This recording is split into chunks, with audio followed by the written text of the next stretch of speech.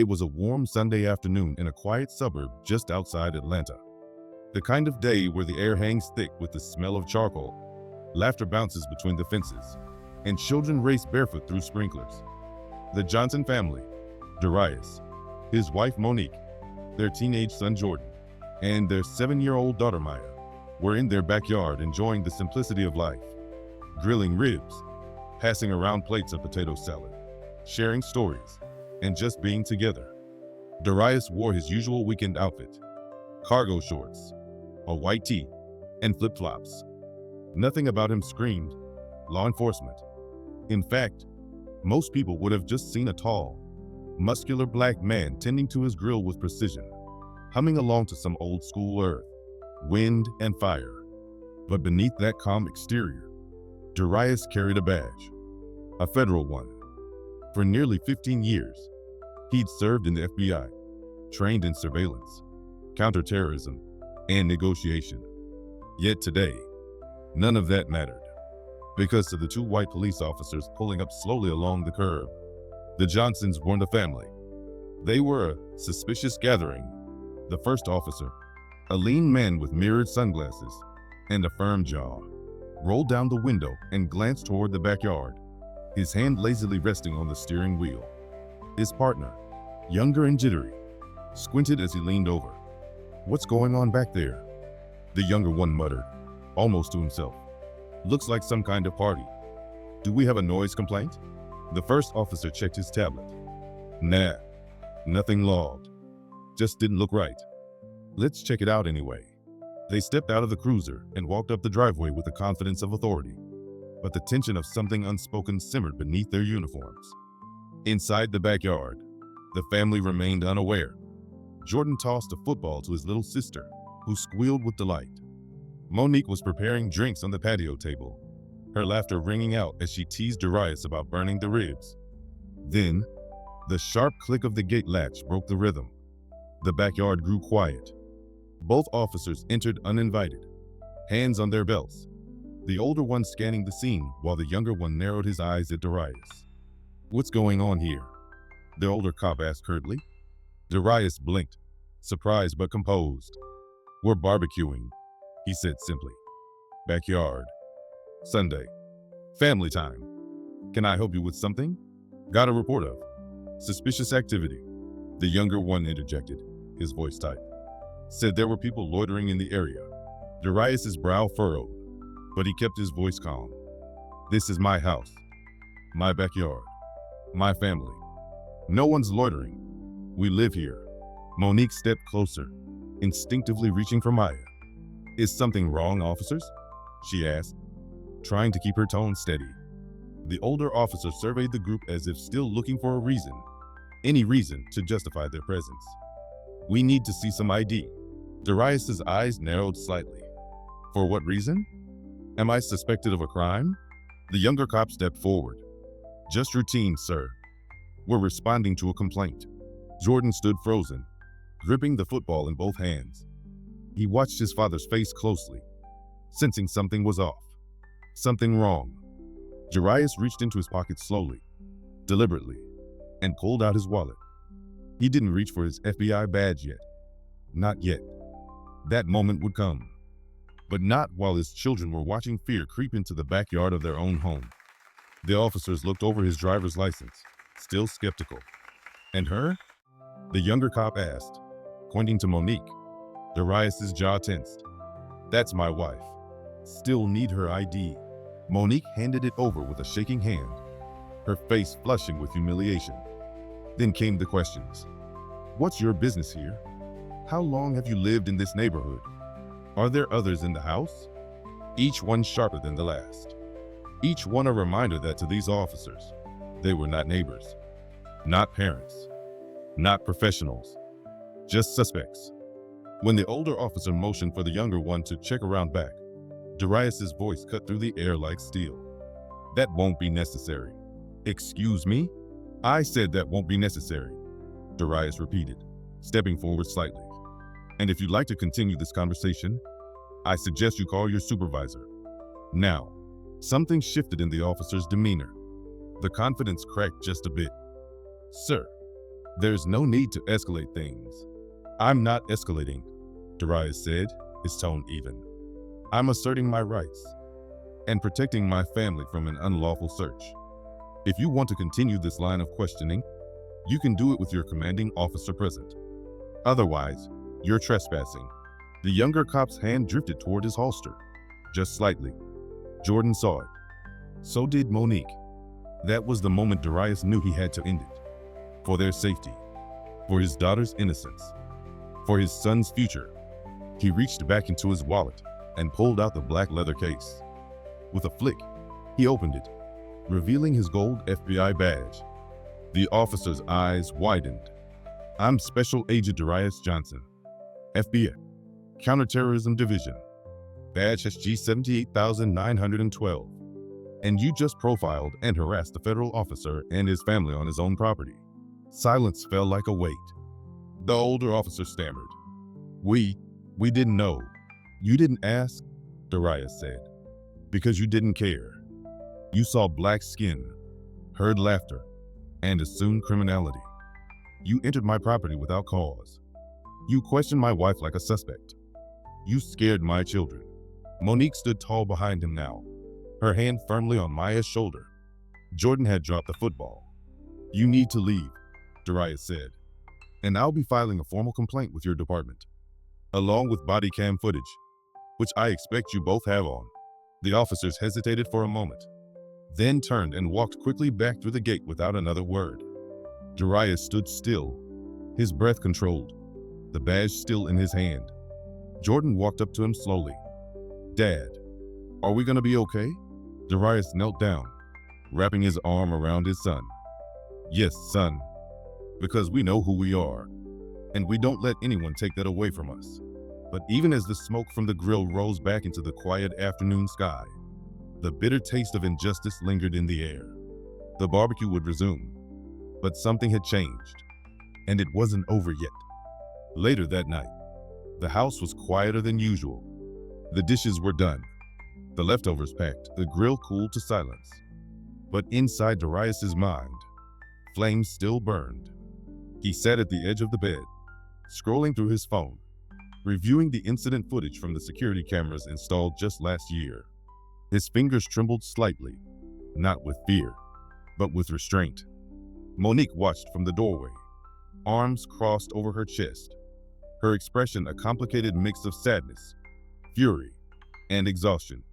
They could have shot you, she said softly, in front of the kids. Darius paused the video and looked at her. I know. Monique stepped into the room and sat beside him. And if you weren't FBI, if you didn't have that badge, I know, he repeated. They sat in silence for a long moment. She leaned her head on his shoulder, and he wrapped his arm around her, kissing her temple. This is the life we're living, Monique whispered. We moved to this neighborhood for safety, for better schools, for peace. And they still saw us as a threat. Darius looked down at his phone again, then hit save and backed up the footage to his private cloud. They picked the wrong house. But how many houses do they pick where no one has a badge? Where nobody can fight back? Monique nodded slowly. So what do we do now? We push back, Darius said, standing. We go through the proper channels. I've got the footage. I'll write the report. I'll send it directly to Internal Affairs and the city's Civilian Review Board. I won't let this slide. You sure about that? Monique asked. You think they'll actually do anything? I don't care if they do, he replied firm. They're going to know. And if I have to testify, if I have to take this public, I will. Down the hall, Jordan was still awake. He lay on his back staring at the ceiling, his mind replaying the afternoon's events like a broken film reel. The way the cops talked to his dad, the way their hands hovered near their guns, the way fear had made his mother's voice tremble for the first time in his life. He had always known he was black. His parents made sure he was proud of that. But this was the first time it had felt dangerous. He heard footsteps and saw the door creak open. His dad stepped in, silhouetted in the soft hallway light. You okay? Darius asked. Jordan sat up.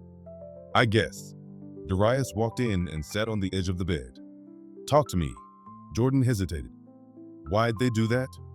Why'd they think we were doing something wrong? Darius exhaled slowly. Because they didn't see a family. They saw a threat. Doesn't matter how nice our house is. Doesn't matter what I do for a living. Some people are trained, whether they admit it or not, to see our skin as suspicious. Jordan nodded slowly, absorbing every word. But you showed them your badge. You told them who you are. Yeah, Darius said. But that's not what made them back off. It's what the badge represents. Power. Accountability. They didn't expect that. Jordan frowned. So what if you didn't have it? Darius didn't answer for a long moment. Finally, he said, then it might have gone very differently. Jordan looked down. That's messed up. It is, Darius said. But that's why we talk about it. That's why we teach you how to carry yourself, how to survive, and one day, how to change the system. Jordan's eyes lifted. You think I can change it? I think you have to, Darius said, placing a hand on his son's shoulder. I did my part by becoming the system.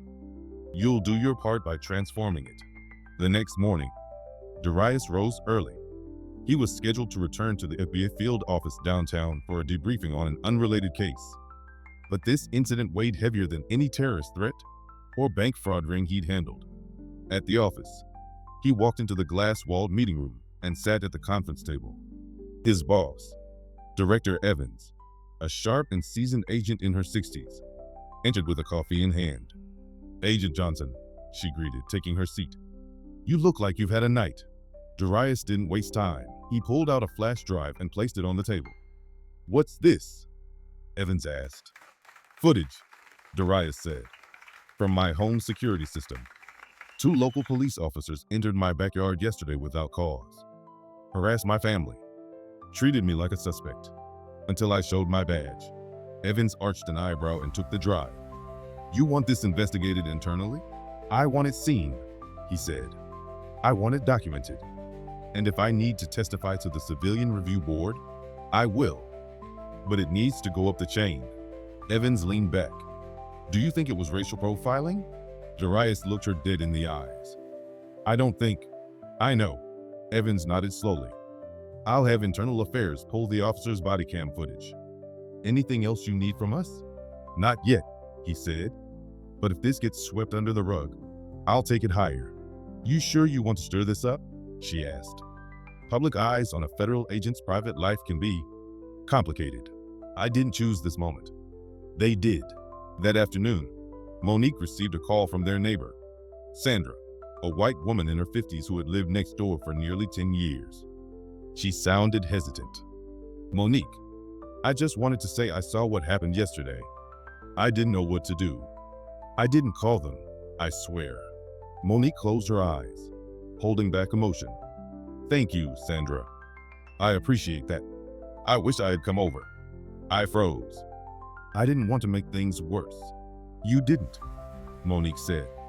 But maybe next time. Speak up. Not for us, but for what's right. I will, Sandra promised. I'm so sorry. Monique hung up and looked outside. Jordan was back on the patio with Maya, trying to return some sense of normalcy to their backyard. But normal wasn't coming back. Not yet. Not until this injustice was acknowledged. Not until those officers were held accountable. That night, Darius received a call. It was Director Evans. Internal Affairs is reviewing the footage, she said. And the Chief of Police just requested a meeting. Darius stood, staring out the window into the night. Let's set it up, because what started as a barbecue had become a battle. And Darius Johnson had never backed down from a battle in his life. The following Thursday, Darius found himself standing outside the downtown precinct headquarters, staring at the building he had passed 100 times, but never entered on civilian terms.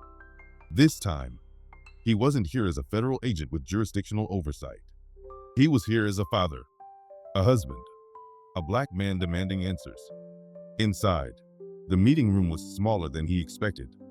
Plain beige walls, a polished wooden table, 4 chairs, and a glass pitcher of water already sweating condensation onto a tray. The kind of room designed to feel cooperative, but built to contain conflict. Darius sat down first. A moment later, the door opened, and in walked Chief Raymond Burke. White, mid-50s, tall, and politically polished in a way that had earned him both respect and quiet criticism in the community. Behind him was a younger officer in uniform with a notepad and neutral expression. "Agent Johnson," Burke greeted, extending his hand. Darius shook it firmly but didn't smile. "Chief Burke, let me begin by saying I've reviewed the footage, both yours and the body cams.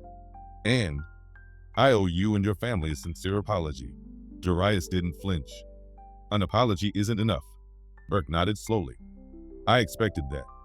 Still, I offer it anyway, personally and on behalf of the department. They entered my property without cause. They questioned my wife like she was trespassing in her own yard.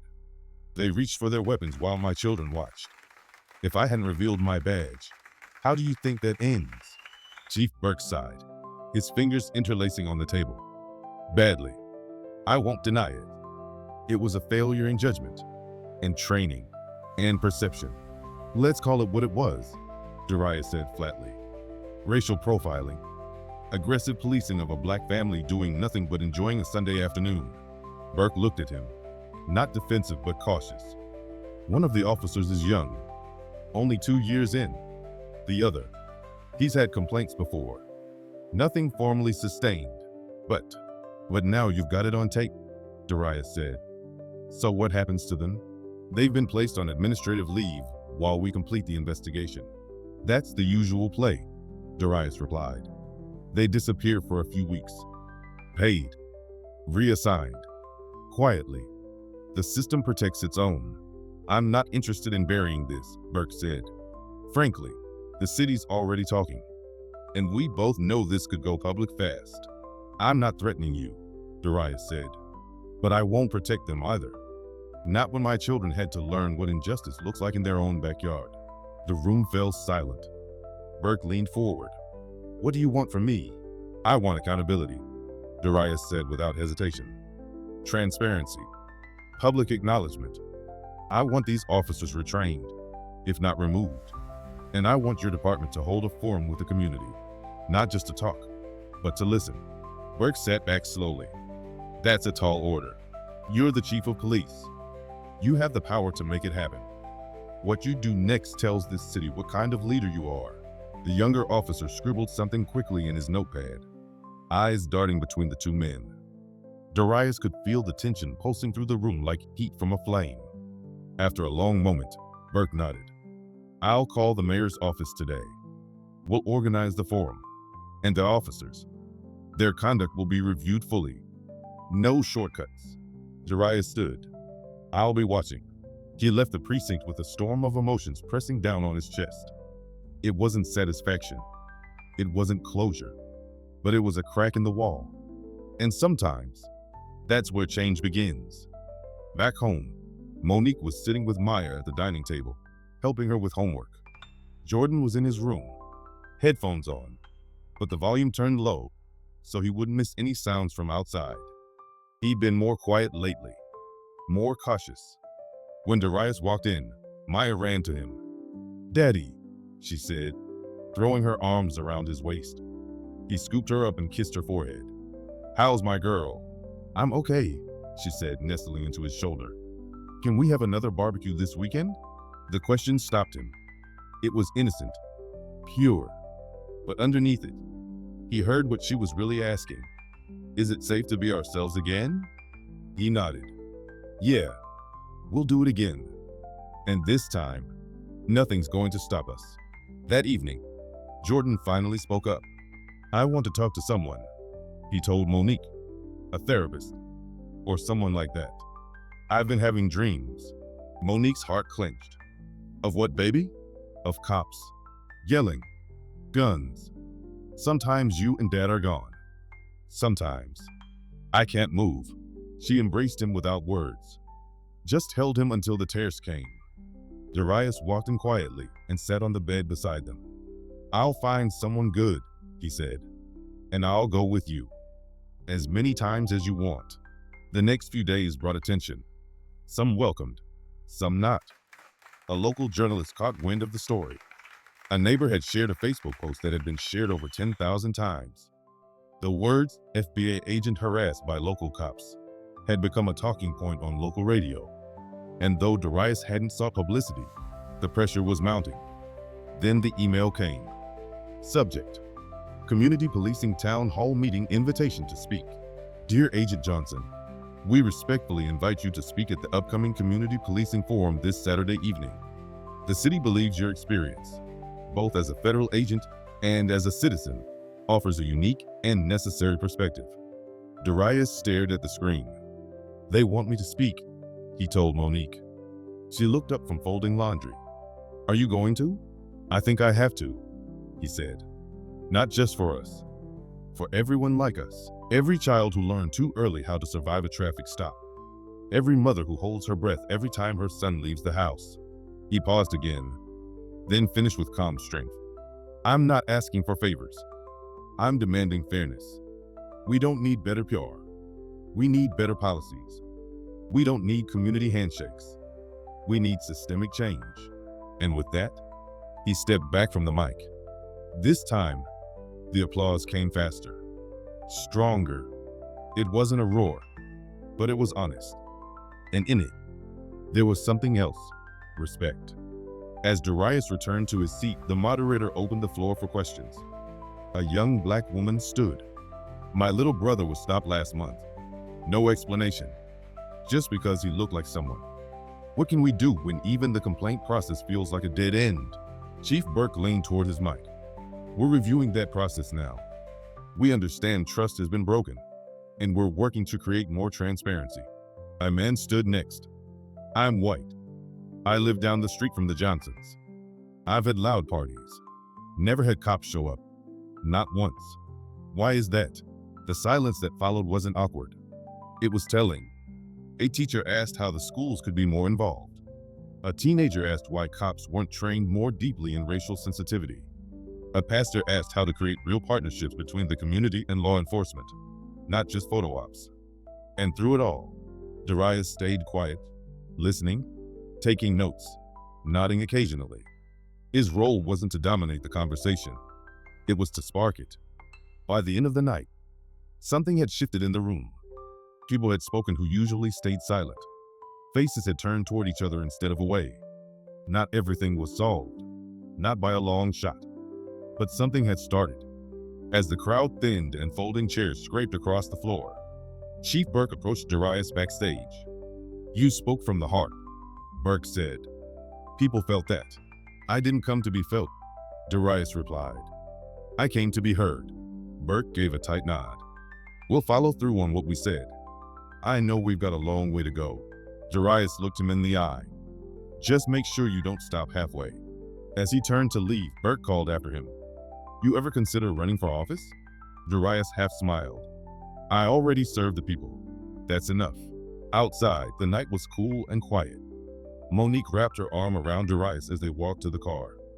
Jordan trailed behind, looking taller than he had a week ago. Proud of you, Monique said gently. I did what I had to, Darius replied. No, she said, looking up at him. You did what they needed.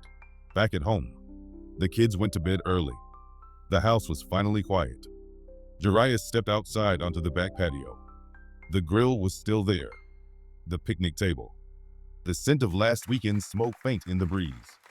He closed his eyes and took a breath. This backyard had once been a battlefield. Now, it was becoming a platform. And Darius wasn't done speaking. It had been 8 days since the incident, and the ripple effects were still spreading. The video footage from Darius' security system, once only meant for personal protection, was now being circulated across social media platforms. Local news stations picked it up, then national ones. A black family being harassed while peacefully barbecuing would have been dismissed as unremarkable by many. But when it was revealed the father was an FBI agent, trained, armed, and still subject to racial profiling, it became a firestorm. Darius never intended to go public, but the moment the city leaked parts of the investigation to the press, perhaps in an attempt to get ahead of the story, he knew it was time to step into the light. CNN requested an interview.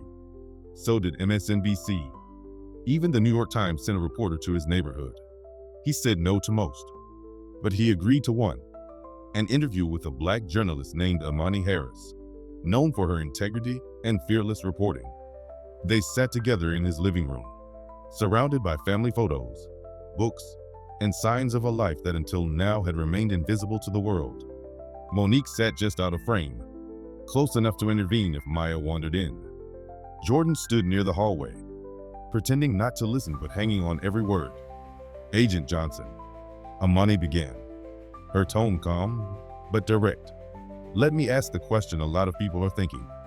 Why did this story gain traction only when the world learned you were with the FBI?"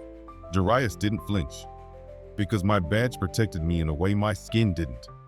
People don't want to believe that ordinary black families face this. But when it happens to someone inside the system, someone who's supposedly on the right side of the law, it forces them to pay attention." "So you're saying the uniform doesn't shield you from racism?" He looked straight at her. "It delays it. Sometimes. But it doesn't erase it." There was a beat of silence before Imani leaned forward. "What do you want the public to take away from this?"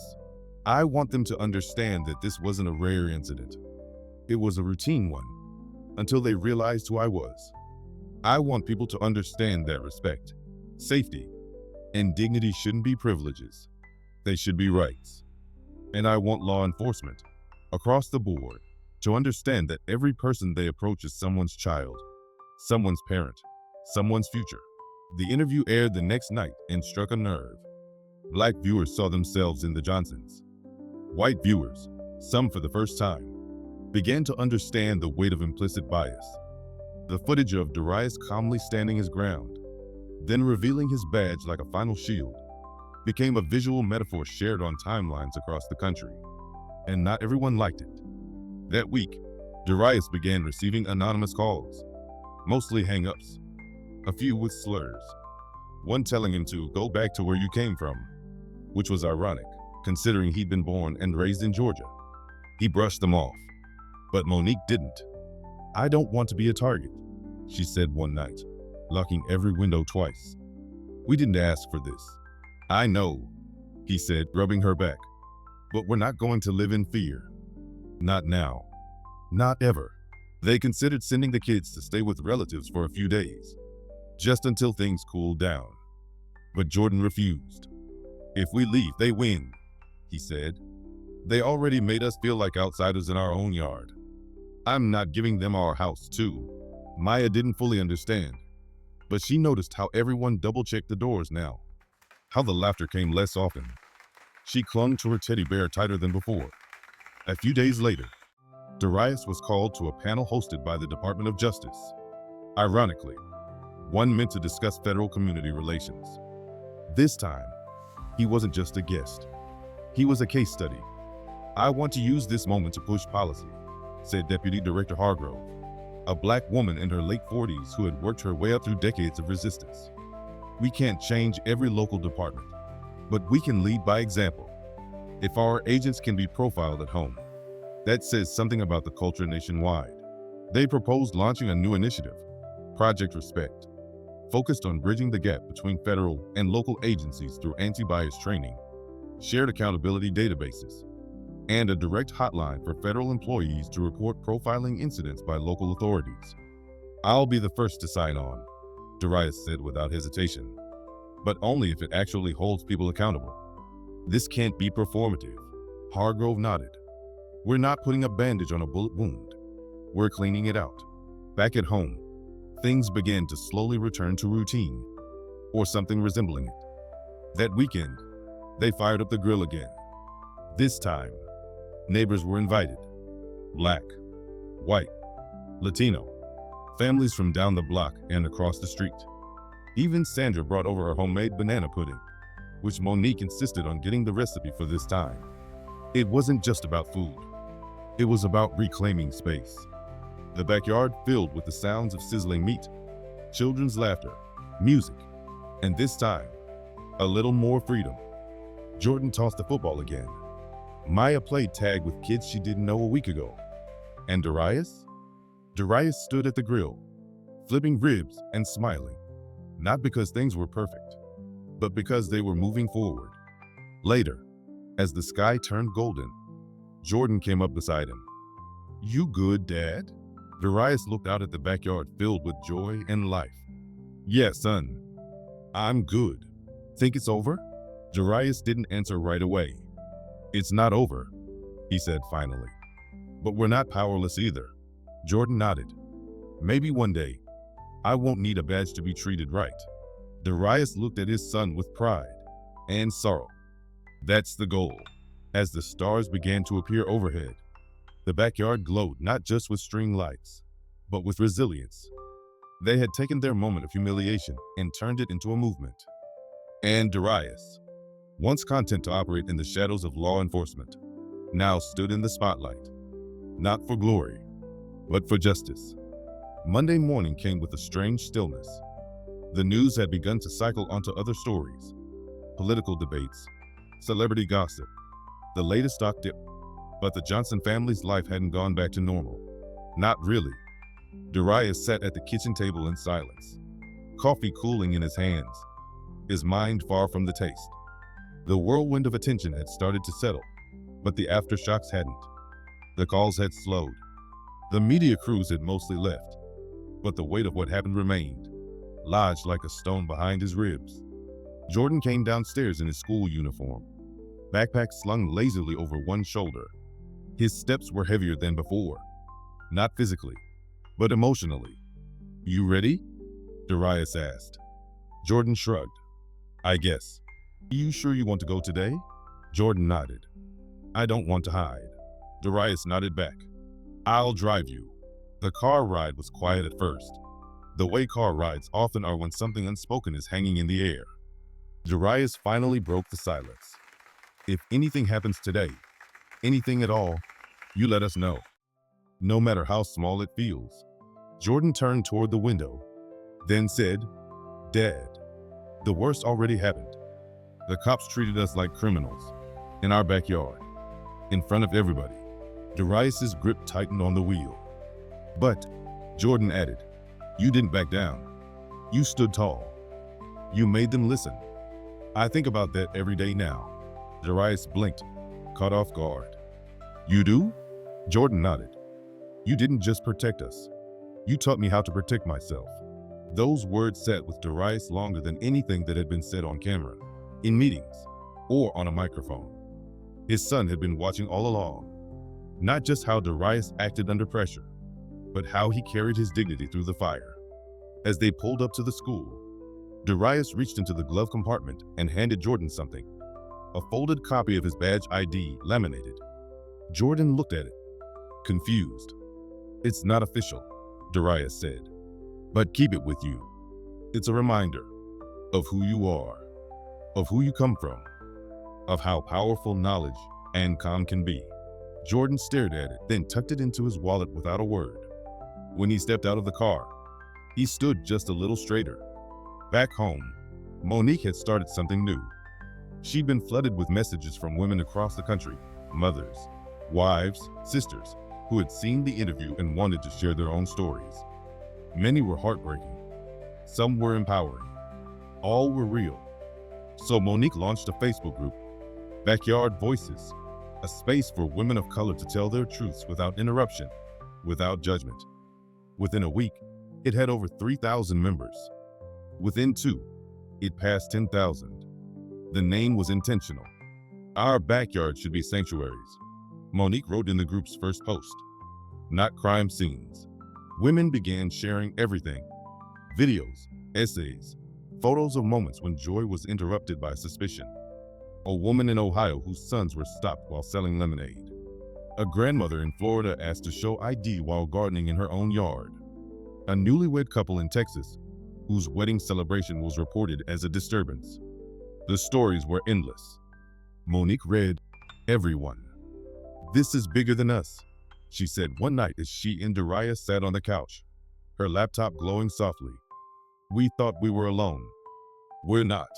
Darius leaned his head back against the cushion. "So many people suffer quietly, afraid to speak." "They're not afraid anymore," Monique said. "Not after this." Meanwhile, the police department remained under scrutiny. Internal Affairs had concluded its investigation, and the results were released in a dry, 3-page report. One that said the officers had exhibited procedural failure and insufficient judgment under stress, but stopped short of calling it racial profiling. The department recommended additional training. The officers were reassigned, one to desk duty, the other to another precinct in a different zone. No apology, no public admission, just a shifting of pieces on the board. Darius read the report in silence. Then he placed it in a drawer and locked it. "They still think this ends with policy tweaks," he said to Monique. "They're trying to treat a disease with a bandage." "But we're not done," she said. "No," Darius agreed. "We're just getting started." The momentum they hadn't asked for was now theirs to manage. People reached out daily. Teachers requesting speaking engagements. Nonprofits offering collaboration. Parents asking for mentorship. One message stood out. It was from a university in Washington, D.C., a professor who taught criminal justice and ethics. He'd seen the interview, read the transcript of Darius's forum speech, and he wanted Darius to guest lecture a course. "I'm not a teacher," Darius had said when he first read the email. "Yes, you are," Monique replied. "You've been teaching since the moment you told those officers to leave." He agreed. The following week, Darius stood in front of 200 students via video conference. They leaned forward in their seats, notebooks open, laptops recording. He spoke not just about law enforcement, but about integrity, about what it means to live in two worlds, to wear a badge and still be seen as a suspect, to be respected professionally and dehumanized personally, to raise children who are proud of their heritage, but wary of how the world will perceive them. He didn't use slides. He didn't rehearse. He just told the truth. When the lecture ended, the chat flooded with gratitude, with questions, with stories. And then, a final comment stood out from the rest. "You made me want to change things. Thank you." It didn't say who it came from, just a first name. But it didn't matter, because Darius knew change wasn't just in protests or headlines. It was in hearts, in conversations, in choices. And if one student, just one, decided to become a different kind of officer, a more human policymaker, a more conscious citizen, then none of this pain had been wasted. That night, Darius stepped into the backyard again. Alone this time. The stars were out. The grill was covered. The picnic table empty. He sat quietly, letting the wind move through the trees, listening to the place where it had all begun, where everything changed, where it would keep changing. 3 weeks had passed since the incident. The media cycle had mostly moved on. But for the Johnsons, it wasn't about moving on. It was about moving forward. The family had learned to navigate the new normal. Notoriety came with strange consequences. The neighbors, once politely distant, now waved longer and spoke more. Jordan's teachers started checking in more regularly, some genuinely concerned, others performing concern like a task. Even Maya's friends' parents had suddenly become overly friendly, offering playdates and praise, pretending nothing had happened. But Darius and Monique noticed what lingered underneath: discomfort, guilt, and the awkwardness of people realizing they had been silent. She smiled back. "I think we all did." Later that week, a letter arrived by mail, handwritten. No return address. Darius opened it cautiously. It read, Mr. Johnson, I watched your story on the news. I'm a retired police officer, white, from South Carolina. I spent 28 years on the force. I want to say I'm sorry, not just for what happened to you, but for what I ignored during my years on the job. I saw things. I let things slide. I told myself it wasn't my place. That's how good cops become part of the problem. I don't expect forgiveness, but I hope you keep speaking, because people like me need to hear it. Thank you. A silent witness. Darius read it twice, then a third time. And for the first time since the incident, he felt something new rising in his chest. Not anger, not grief, hope, quiet, fragile, but real. The next weekend, the Johnsons hosted another barbecue, this time with family visiting from out of state. Cousins, uncles, nieces. There was laughter, dancing, music, joy, and not a single police car rolled by. At one point, Darius stood at the grill, spatula in hand, as his brother clapped him on the back. "You've become a symbol, man," his brother joked. "The backyard revolutionary." Darius laughed. "I didn't ask for that title. You earned it anyway."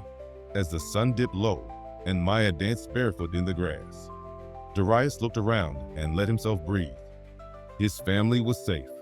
His voice had been heard. And though the fight was far from over, they had taken their backyard back. Fall came slowly that year. The warm days stretched on like they were reluctant to end, and the leaves took their time turning amber and gold. Life for the Johnson family had settled into something steady, not quite normal, but purposeful. They were no longer reacting to what happened. They were shaping what came next. Darius's name had become a fixture in local justice circles. He wasn't seeking fame, but people sought him out. Community leaders invited him to strategic meetings. School boards requested his input. His once quiet life as a federal agent had evolved into something more public and more vulnerable. One evening, as he reviewed a draft for a federal training module he'd been asked to contribute to, Monique walked in with her phone in hand. "You need to see this," she said, handing it to him. It was a video. Grainy, shaky footage of a young black man, no older than Jordan, being pulled from his car during a traffic stop. No resistance, no aggression, but the officer screamed at him like he was a threat, threw him to the ground, knee to the back. He was on his way to school, Monique said quietly. Pre-med student, honors. Darius watched the whole thing, every second. He didn't flinch, but his hands slowly curled into fists. "Where did this happen?" he asked. "Louisiana. 2 days ago. It's starting to go viral." Darius stared at the screen a moment longer, then handed it back. "Find his family. Let's reach out." Monique already had, through backyard voices. She had made contact with the young man's sister who was looking for support. Legal, emotional, spiritual. Not the spotlight, just guidance. That night, Darius called her personally. She was overwhelmed at first, unsure whether to believe it was really him. But when she heard the calm in his voice and the care in his questions, she began to open up. "He's not okay," she said. "He's quiet, but I can tell. He keeps asking what he did wrong." Darius's voice softened. "Tell him he did nothing wrong. Tell him the system failed him, not the other way around. And tell him this isn't the end of his story." He hung up, then sat in silence for a while. "What are you thinking?" Monique asked. "I'm thinking," Darius said slowly, "that this keeps happening because the people who know better stay quiet. I know better, so I have to keep speaking." The next day, he arranged for a legal contact to advise the young man's family. Monique featured their story in Backyard Voices with the family's permission. The outpouring of support was massive. Donations, letters, resources. They didn't feel alone anymore. Darius knew the importance of that. Being seen, being believed. That week, he also got a call from the mayor's office. "We're launching a task force," the mayor said. "Community safety, equity, policing reform. We want you on it." Darius hesitated. "I know," the mayor continued. "You didn't sign up for politics.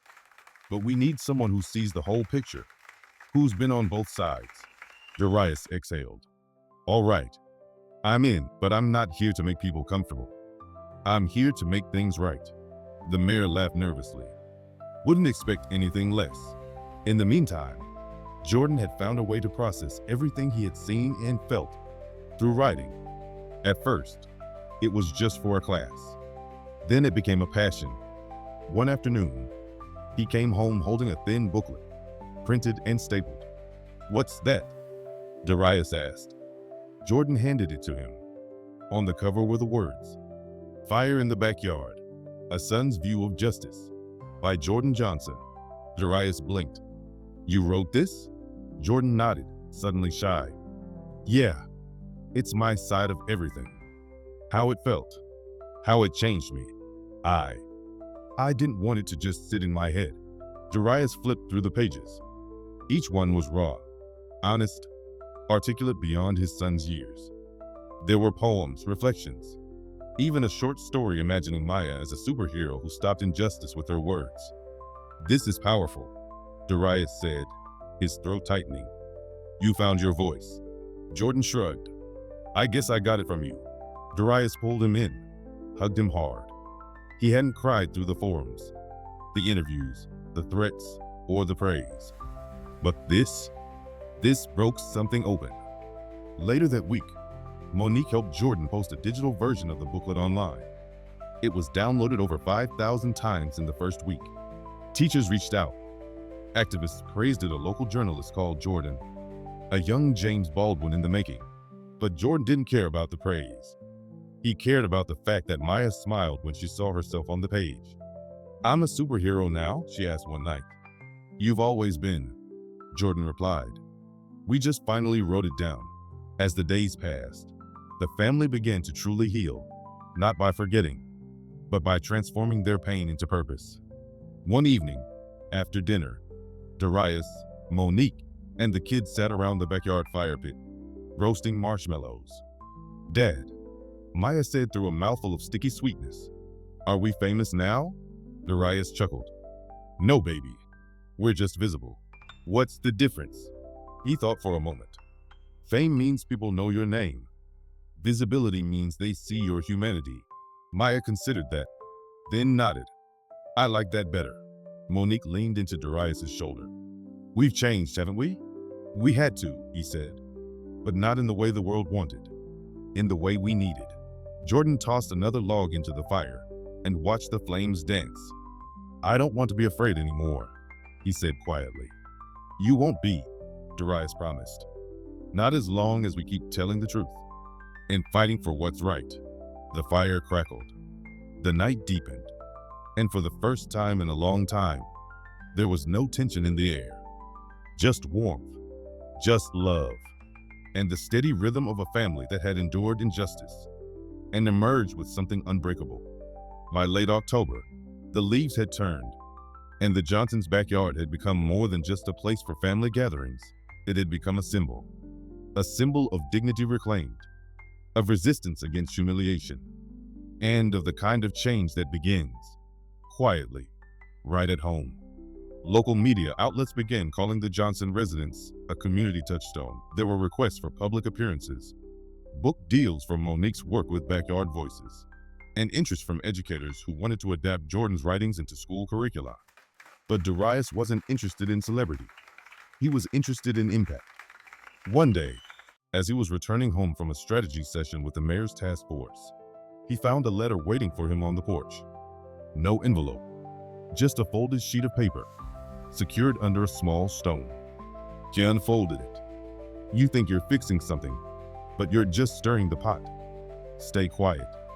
Don't make us come back." Anonymous. There was no signature, no fingerprints, but the message was crystal clear. Darius stared at it for a long time. He wasn't shocked. He wasn't even afraid. He was tired. Tired of threats being weaponized to silence progress. Tired of pretending that courage didn't come with consequences. He stepped inside, quietly, not wanting to alarm the kids. Monique looked up from her laptop and immediately sensed the shift in his energy. "What is it?" she asked. He handed her the letter. She read it, her jaw tightening. Then she crumpled the paper, walked to the sink, and lit a match from the drawer. She dropped the flame into the stainless steel basin and watched the paper curl into ash. "We're not going back," she said. "Let them be afraid. We're not." Later that night, Darius filed a formal report with the local precinct.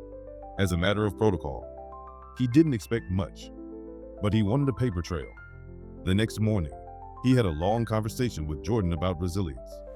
"There will always be people who feel threatened by truth," Darius told him. "But threats only work if you let fear lead." Jordan nodded. "So we lead with what?" "Conviction," Darius said. "Always." That week, Monique was invited to speak at a women's leadership conference in Atlanta. She stood on stage in a bright yellow dress, radiant and composed, telling a room full of strangers how a backyard barbecue turned her into an organizer. an advocate, and a voice for mothers across the country. I didn't start this journey with power, she said. I started it with pain. But I realized the two are connected. What breaks us can also build us, if we tell the truth about it. The room rose to their feet. Back home, Maya began drawing a comic book series with herself as the main character, Captain Kindness, a little black girl with a red scarf and a loud voice who disarmed bullies with facts and empathy. Her drawings were crude, childish, perfect. One afternoon, she presented her comic to Darius and Jordan. I made her because I want the world to see girls like me can be brave too, she said proudly. Darius choked up. You already are, baby girl, he whispered, lifting her into a hug. You already are. Jordan, inspired by his sister, began working on a short documentary. He had taken an interest in film editing, teaching himself on free software, and watching YouTube tutorials late into the night. The video opened with news footage from the day the police entered their backyard. But instead of making it about the trauma, Jordan made it about the resilience that followed. He interviewed his parents, spliced in clips from the town hall forum, added footage of Maya's comic drawings, scenes from the women's conference, snippets of Darius speaking to cadets. He titled the film, We Were Just Grilling, the story behind the smoke. When he uploaded it to a student filmmaker platform, it quietly gained traction. Within 3 days, it was picked up by a popular YouTube channel focused on social justice stories. Tens of thousands of views turned into hundreds of thousands. Suddenly, the Johnsons weren't just known for what had happened to them. They were known for what they did with it. Darius began receiving messages from young black men across the country. Some were in college. Others were fresh out of high school. A few were former offenders trying to build a new path. They all said the same thing in different words. Your story gave me a voice. Now I know I'm not crazy. You reminded me who I am. One message stood out. It came from a white rookie cop in Idaho. He wrote, I used to be afraid of the neighborhoods I patrol. Not because of crime, but because of my own ignorance. I've been rewatching your interviews, rethinking everything I thought I knew. Thank you for showing me what accountability looks like. Darius read that message to Monique. She listened quietly, then said, maybe the change we're making isn't loud, but it's spreading. They both knew the journey wasn't over. The system that failed them was still very much intact. People were still being profiled, still being hurt, still being buried in silence. But they also knew something else. The silence was breaking. One night, after dinner, Darius sat alone under the porch light, laptop open, typing up a draft for a speech he'd been invited to give in Washington, D.C. at the National Association for Law Enforcement Reform. Jordan came out, sat beside him. Big moment? He asked. Darius smiled. Feels like it. Do you know what you're gonna say? Darius looked up at the stars. I think so. I'm going to tell them about the day 2 officers walked into my backyard and changed my life without knowing it. Jordan nodded. And then you changed theirs. Darius closed the laptop and looked at his son. No, he said. We changed it together. The auditorium was vast, echoing with quiet anticipation. Red velvet seats stretched in every direction, filled with law enforcement officials, civil rights leaders, professors, politicians, students, activists, and ordinary citizens who had flown in from across the country. Some wore uniforms. Others wore t-shirts with slogans like, "Justice is a practice," and "We can't reform what we don't face." The stage was set for the closing address of the National Association for Law Enforcement Reform's annual summit, and the spotlight belonged to Special Agent Darius Johnson. He stepped onto the stage not as a man looking for applause, but as a father, a husband, and a citizen who had once stood on the edge of injustice, his feet firmly planted in his own backyard. The lights dimmed, the murmurs faded, and as the microphone buzzed softly, Darius took a breath and began. I didn't come here tonight to make anyone comfortable, he said. I came to tell the truth. The room went still. Last month, 2 officers walked uninvited into my backyard. My family was barbecuing, just like any family might on a Sunday afternoon. My wife was laughing. My daughter was dancing. My son was tossing a football. And within minutes, That moment of peace turned into a confrontation. He paused, letting the weight of those words settle. They didn't ask questions. They made assumptions. They didn't seek understanding. They imposed authority. My wife was treated like a suspect. My children were made to feel unsafe. And I had to flash my badge, not for protection, but for permission to be seen as human. He scanned the faces in the crowd. Some nodded. Some looked away. I'm not the first person this has happened to. And sadly, I won't be the last. But I may be one of the few who had the training, the badge, the network, and the platform to respond in a way that sparked conversation. But here's the question. Why did it take all of that for me to be heard? Murmurs of agreement spread softly through the crowd. I wear a federal badge, but my skin comes first. I serve a nation that I also have to protect my family from. That contradiction, living between those two realities, is one that far too many Black Americans know too well. He took another breath. But I didn't come here to just talk about the problem. I came to point to what's possible. Darius spoke about what happened after the cameras left. The community meetings, the letters, the threats, the transformation of his family. How his wife founded Backyard Voices, giving space to thousands of women across the country. How his son published his first book and made a short documentary that became required viewing at 3 universities. How his daughter, young, fearless Maya, was now telling her classmates that kindness was a kind of superpower. We didn't let that moment define us.